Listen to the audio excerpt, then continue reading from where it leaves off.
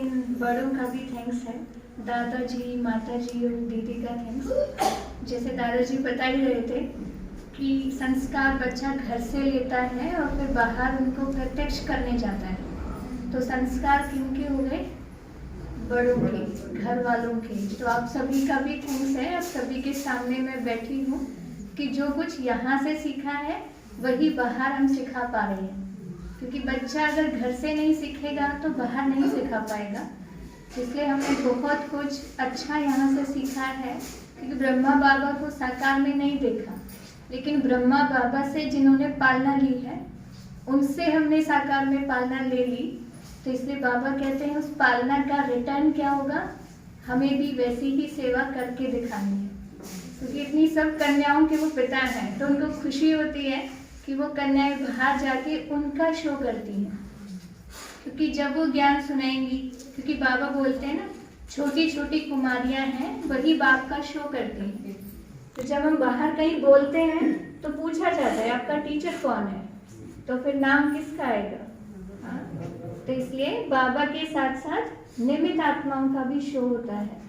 तो इसलिए बाबा को फॉलो करना माना निमित्त आत्माओं को भी फॉलो करना, जो हमारे सामने निमित्त बन के साकार में भगवान ने एग्जाम्पल दिया है ना। हमारे सामने तो एग्जाम्पल है, सिर्फ हमें फॉलो करते हुए आगे बढ़ना है।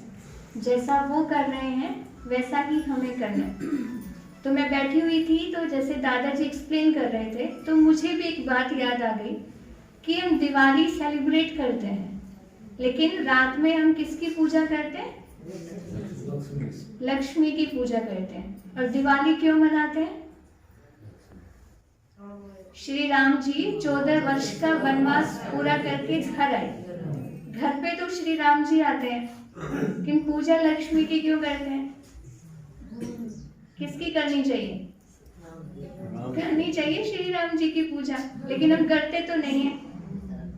तो रामायण में एक इंसिडेंस दिखाया गया है, एक वृत्तांत है छोटा सा, कि जब श्री राम को राजगद्दी मिलनी थी तो क्या होता है, माता कैकेयी बीच में आकर के राजा दशरथ से वचन मांग लेती है। पहला वचन, श्री राम राजगद्दी पर नहीं बैठेंगे, और दूसरा वचन, वो 14 वर्ष के लिए वनवास चले जाएंगे। जब श्री राम जी घर की दहलीज को पार करते हैं और वहां वनवास में जाते हैं तो उनकी भेंट होती है रावण से।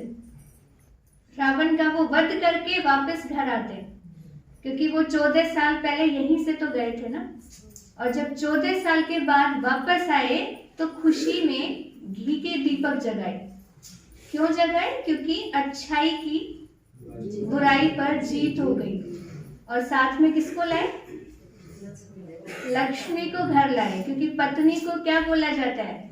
घर की लक्ष्मी कहा जाता है ना। आप सब कौन बैठे? घर की लक्ष्मी बैठे हैं। तो आप सबकी पूजा होती है रोज। तो इसलिए श्री राम के साथ लक्ष्मी जी घर वापस आई, इसलिए हम दिन में यानी साय के समय दीपक जगाते हैं, यानी श्री राम के आगमन की खुशी मनाई और फिर पूजा की लक्ष्मी की। तो शिव बाबा भी हमें बुराइयों के चंगुल से छुड़ा करके क्या बनाते हैं? लक्ष्मी बनाते हैं। इसलिए हम सबकी पूजा होती है।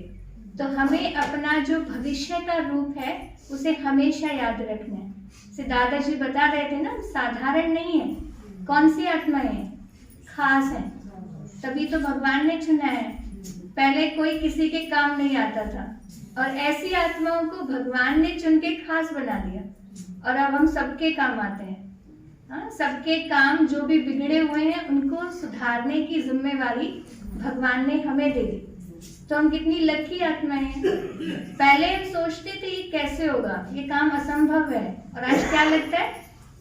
सब कुछ हुआ ही पड़ा है, क्योंकि हमारा साथी कौन बन गया? तो सतयुग आया कि आया, बस कुछ ही समय बाकी है कि हमारे सामने वो सतयुग के सीन्स इमर्ज होने लग जाएंगे। कि आप मधुबन जाते हो ना, तो वो पहाड़ी दिखती है तो क्या लगता है? आ गया, सेंटर आ गया, पहुंचने वाले हैं। तो ऐसे ही बाबा कहते हैं वो सतयुग के नज़ारे इमर्ज होने लग जाएंगे। और कैसे इमर्ज होंगे? मैं एक इंसिडेंट सुनाती हूँ। अभी दिवाली पर हम लोग पुलिस स्टेशन गए थे, यानी बहुत बड़ा वो कैंपस है उनका, तो वहाँ पे डीसीपी से मिलना था।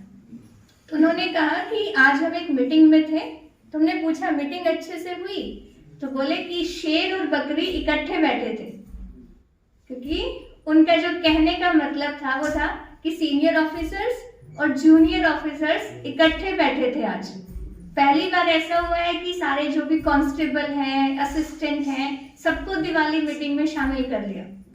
तो तुरंत मेरे मन में जो थॉट आया कि मैंने बोला कि सतयुग में शेर और बकरी इकट्ठे ही होंगे, तो यानी वो समय अब आने वाला है। तो रस्म रिवाज तो यहीं से शुरू करनी पड़ेगी ना, तो इसलिए स्टार्टिंग हो गई। आपके ऑफिस से तो स्टार्टिंग हो गई, बाकी समाज में, देश में और विश्व में भी ये प्रथा स्टार्ट हो जाएगी। तो इसलिए बाबा कहते हैं जैसे आपकी संकल्प शक्ति होगी, आपके वाइब्रेशंस होंगे, वो बाहर जाकर के अपना काम तो करेंगे। एक अगरबत्ती है, वो कहीं भी जला दो तो खुशबू फैलाएगी ना। तो हम भी कौन है? वो खुशबूदार फूल है। जहां भी जाओगे आपकी खुशबू चारों तरफ फैल ही जाएगी। आपको मेहनत नहीं करनी फैलाने की, सिर्फ अपनी खुशबू को बरकरार रखना है। अच्छा, ओम शांति।